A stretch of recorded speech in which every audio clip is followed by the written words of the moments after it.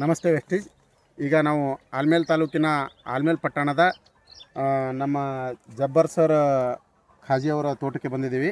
ಈಗ ಅವರು ನಿಂಬೆ ಗಿಡದಲ್ಲಿ ಹೇಗೆ ನಾವು ಅವ್ರು ಏನು ಯೂಸ್ ಮಾಡಿದ್ದಾರೆ ಅನ್ನೋದು ಅವ್ರ ಬಾಯಿಂದ ಒಂದು ಸ್ವಲ್ಪ ಕೇಳೋಣ. ಸರ್, ತಾವು ಏನು ಹೊಡೆದಿರಿ ಇದಕ್ಕೆ? ಇದು ಅಗ್ರಿ-2 ಅಗ್ರಿ-ಹ್ಯೂಮಿಕ್ ಮತ್ತು ಇದು ಅಗ್ರಿ-ಯುನಿಟೆಕ್. ಹೌದ್ರಾ?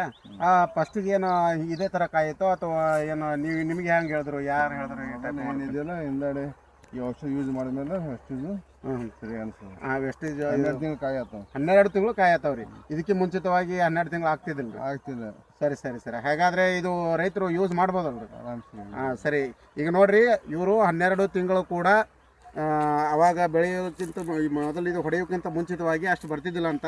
ಅದಕ್ಕೆ ಅವ್ರಿಗೆ ಕೇಳಿದೆವು, ನಾವು ಅವ್ರ ಬಾಯಿಂದ ಕೇಳಿದೆವು, ಇದು ಏನು ಹೊಡೆದಿರತ್ತಂದ್ರೆ ಇದು 12 ತಿಂಗಳು ಕೂಡ ಅನ್ನೋದು ಕಾಯಿ ತೊಗೊಳ್ಳುವಂಥದ್ದು, ಕಾಯಿ ಆಗುವಂಥದ್ದು ಏನಪ್ಪ ಅಂತಂದ್ರೆ ಈ ಆರ್ಗನೈಸರ್ ಏನಪ್ಪ ಅಂತಂದ್ರೆ ವೆಸ್ಟೀಜ್ ಕಂಪ್ನಿದು ಯಾವ್ದು ಇದು ಅಗ್ರಿ-ಹ್ಯೂಮಿಕ್ ಮತ್ತು ಅಗ್ರಿ-82 ಅಂಥೇಳಿ ಇವು, ಮತ್ತು ಇದು ಯಾವ್ದು ಅಗ್ರಿ ನ್ಯಾನೋಟೆಕ್ ಅಂತೇಳಿ ಇದು ಸರಿಯಾಗಿ ಅವರು ಬಳಸಿದ್ದಾರೆ. ಹೀಗಾಗಿ ಅವರು ಫಲವತ್ತತೆಯನ್ನು ಫಲವತ್ತಾದ ನಿಂಬೆಕಾಯಿಯನ್ನು ಖಾಯಂ ಬೆಳಿಲಿಕ್ಕಂತಾರಂತ.